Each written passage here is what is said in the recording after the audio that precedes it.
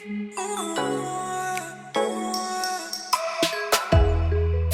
guys, perkenalkan nama saya Prita Yudi Pasingal dari Fakultas Keperawatan Universitas Pembangunan Indonesia Manado. Teman-teman, pada saat ini saya akan menjelaskan tentang asuhan keperawatan pada klien dengan penyakit kista ovarium. Mari saksikan video selanjutnya. Sebelum kita masuk dalam asuhan keperawatan, mari kita mengetahui dulu definisi dari penyakit kista. Penyakit kista ovarium merupakan suatu tumor, baik kecil maupun besar, kistik maupun solid, jinak maupun ganas. Kista ovarium atau kista induk berarti kantong berisi cairan, normalnya berukuran kecil yang terletak di dekat induk telur. Manifestasi klinis kista ovarium menurut Mihoko, kebanyakan wanita yang mengalami kista ovarium tidak memiliki gejala sampai periode tertentu, namun beberapa orang dapat mengalami gejala seperti nyeri saat menstruasi, nyeri di perut bagian bawah, nyeri saat berhubungan seksual, nyeri pada punggung terkadang menjalar sampai ke kaki, terkadang disertai nyeri saat berkemih atau BAB. Ada juga siklus menstruasi tidak teratur, baik juga jumlah darah yang terlalu kebanyakan.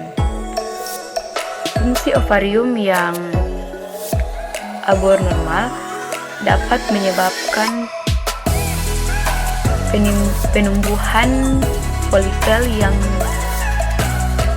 terbentuk secara tidak sempurna dalam ovarium. Folikel tersebut gagal mengalami pematangan dan gagal melepaskan sel telur. Komplikasi yang dapat terjadi pada kista ovarium diantaranya 1. Akibat pertumbuhan kista ovarium, 2. Akibat aktivitas hormonal kista ovarium. Yang ketiga, akibat komplikasi kista ovarium. Asuhan keperawatan pada klien kista ovarium, kita akan melakukan pengkajian, dan langkah yang pertama itu pengumpulan data dasar. Pada langkah pertama ini dikumpulkan semua informasi yang akurat dari semua sumber yang berkaitan dengan kondisi klien. Perawat mengumpulkan data dasar awal yang lengkap. Bila kalian mengalami komplikasi yang perlu dikonsultasikan kepada dokter, dalam 30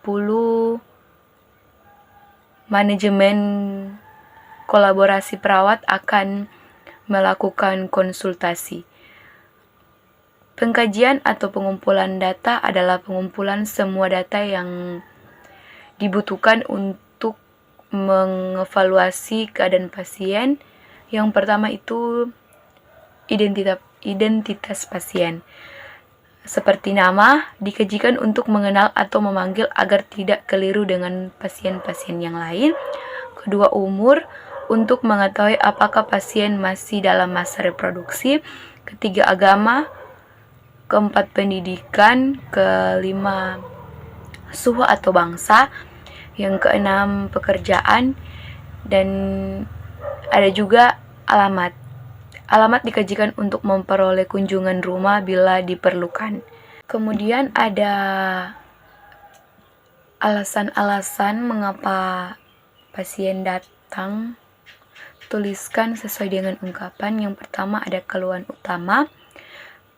Ada juga riwayat kesehatan yang lalu, riwayat kesehatan yang sekarang, riwayat kesehatan keluarga.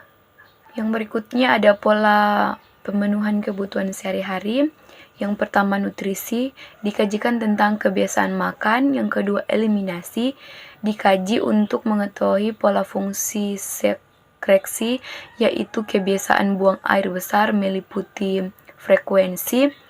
Yang berikutnya ada hubungan seksual, dikaji pengaruh gangguan kesehatan reproduksi tersebut apakah menimbulkan keluhan pada hubungan seksual atau sebaliknya. Berikutnya ada istirahat, dikaji untuk mengetahui apakah klien beristirahat yang cukup atau tidak.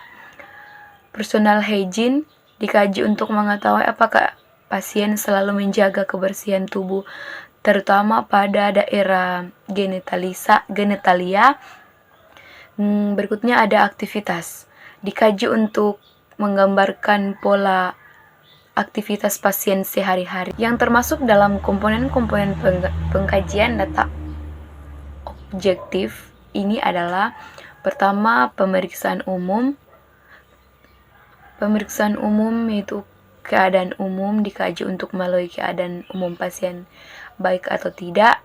Kesadaran, dikaji untuk menilai kesadaran pasien. Vital sign, dikaji untuk mengetahui keadaan pasien berkaitan dengan kondisi yang dialaminya.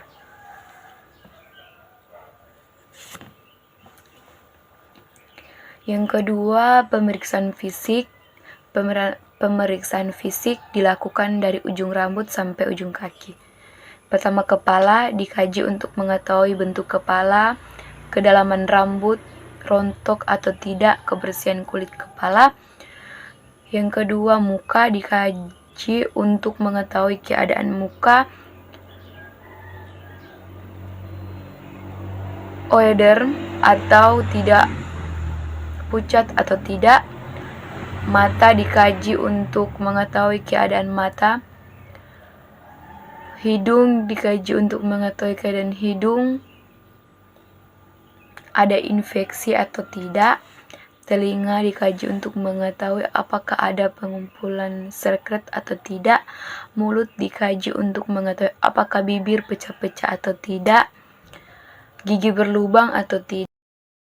Di langkah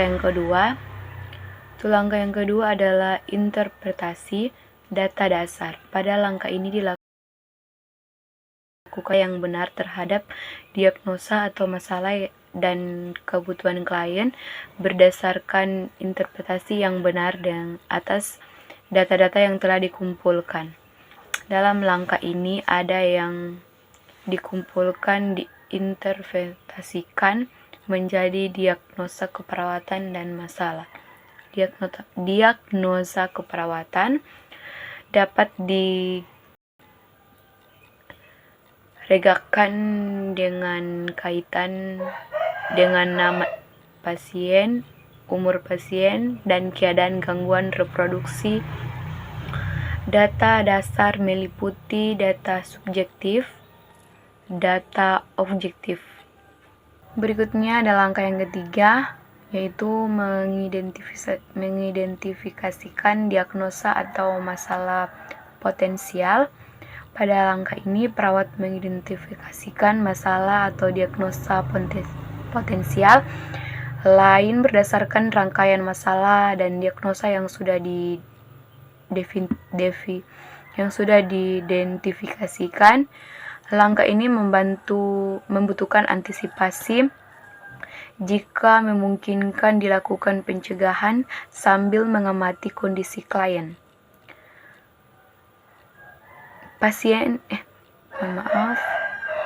Perawat diharapkan dapat bersiap jika diagnosa atau masalah potensial benar-benar terjadi.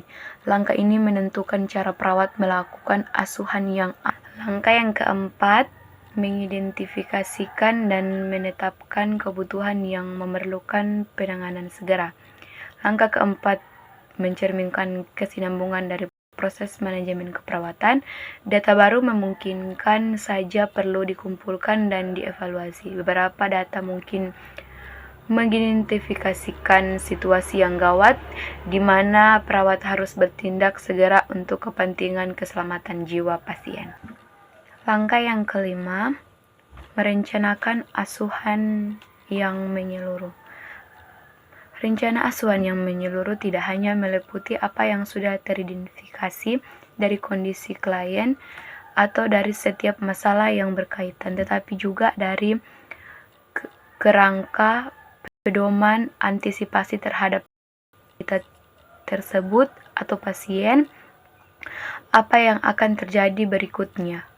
Apa yang dibutuhkan penyuluhan untuk masalah sosial, ekonomi, budaya, atau 40 psikologis. Dengan kata lain, asuhan terhadap wanita tersebut atau pasien sudah mencakup setiap hal yang berkaitan dengan semua aspek asuhan. Langkah yang keenam, melaksanakan perencanaan. Pada langkah ini, merencanakan asuhan menyeluruh seperti yang telah diuraikan pada langkah yang kelima, dilaksanakan secara efisien dan aman.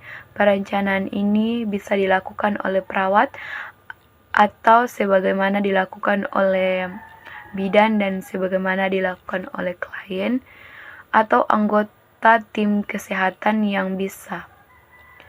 Jika perawat tidak melakukannya sendiri, ia tetap memikul tanggung jawab untuk mengarahkan pelaksanaannya. Manajemen yang efisien akan menyikat waktu dan biaya serta meningkatkan mutu dari asuhan klien. Langkah yang ketujuh, evaluasi. Pada langkah yang ketujuh ini dilakukan evaluasi keefektifan dari asuhan yang sudah diberikan, meliputi pemenuhan kebutuhan bantuan yang diidentifikasikan dalam masalah dan diagnosa. Ada kemungkinan rencana tersebut efektif, sedang sebagian yang lain belum efektif. Mengingat proses manajemen asuhan ini merupakan suatu kontinum perlu mengulang kembali dari awal setiap asuhan yang tidak efektif melalui proses manajemen tidak efektif serta melakukan penyesuaian pada rencana asuhan tersebut. Hai teman-teman, bagi kalian yang lulusan SMA SMK yang masih bingung mau kuliah di mana, mari bergabung dengan kami UNPI Manado. Di sini kalian dapat dibina, dapat dididik, dapat dibentuk untuk menjadi mahasiswa-mahasiswi yang tangguh, yang berkualitas untuk perkembangan bangsa dan negara kita ke depannya. UNPI Kampus Merdeka, saya bangga menjadi mahasiswa UNPI. Terima kasih, sekian video dari saya. Mohon maaf jika ada kata atau kesalahan, mohon saran dan kritikan yang membangun saya ke depannya. Akhir kata, saya Prita Yudita Singal, mahasiswa Universitas Pembangunan Indonesia Manado, Fakultas Keperawatan, mengucapkan terima kasih. Salam sehat semuanya.